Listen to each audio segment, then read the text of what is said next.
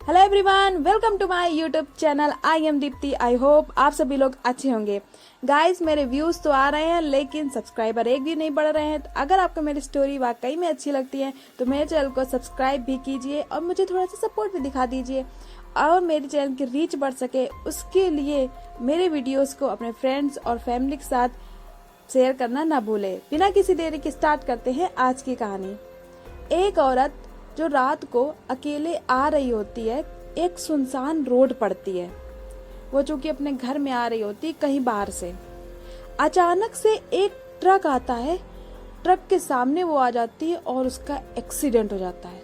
उसकी बॉडी से इतना खून निकलता है कि वो बच नहीं पाती और उसकी वहीं पर डेथ हो जाती है। उस दिन के बाद से वो औरत उस रोड पे लगने लगती है। एक बार एक रामू नाम का लड़का उस रोड से अपने घर को जा रहा था। रात को 9 बजे थे करीब और उसे अपने घर जाना था। पैदल जा रहा था क्योंकि एकदम से काली अंधेरी रात थी।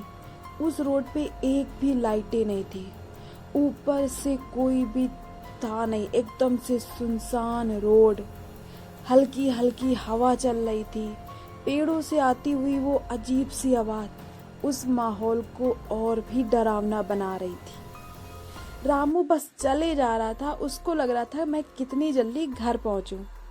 जब वो चल रहा था तो अचानक से उसे ऐसा लगा कि उसके पीछे पीछे कोई आ रहा है, लेकिन उसने ध्यान नहीं दिया। वो चलता ही जा रहा था। फिर अचानक उसे उसके रिश्तेदार की आवाज में किसी ने पुकारा, रामू कहाँ जा रहे हो? रुको मेरे लिए, मैं भी तुम्हारे साथ आ रहा हूँ, साथ में चलते हैं। रामू को पहले वहम जैसा लगा बट उसने इतना ध्यान नहीं दिया। फिर वो थोड़ा आगे चला, लेकिन वो आवाज लगातार आ रही थी कि रामू मेरे लिए भी रुको, हम दोनों साथ में चलते हैं। तो रामू को ऐसा लगा कि शायद कोई उसका रिश्तेदार है जो उसके घर जा रहा है। तो रामू एकदम से रुक गया। जैसे ही वो पीछे पलटा, जो उसने देखा उसकी हालत खराब। उसके पैरों तले जमीन खिसक गई। उसको वहां पर पसीने आने लगे।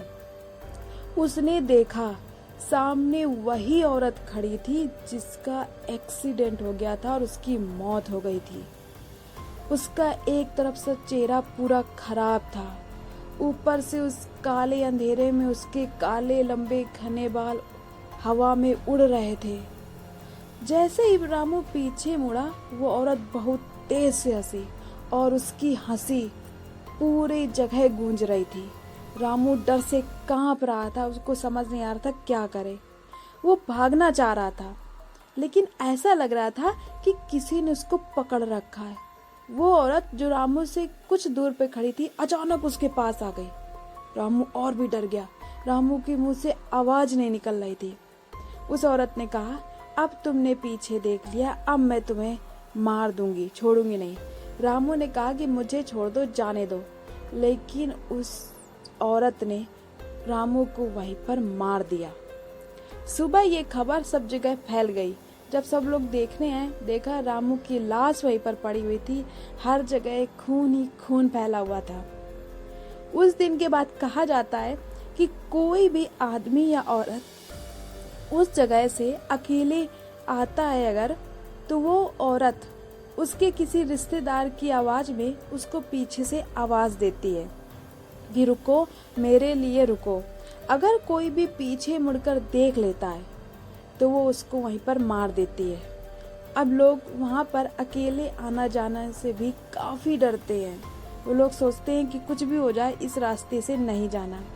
आज की स्टोरी कैसी लगी कमेंट करके जरूर बताइएगा। अरे रुको रुको, सब्सक्राइब करना भी मत भूलिएगा और मेरे वीडियो को ज्यादा से ज्यादा शेयर कीजिएगा। मिलते हैं ऐसी ही इंटरेस्टिंग और डरावनी कहानी के साथ। तब तक के लिए धन्यवाद।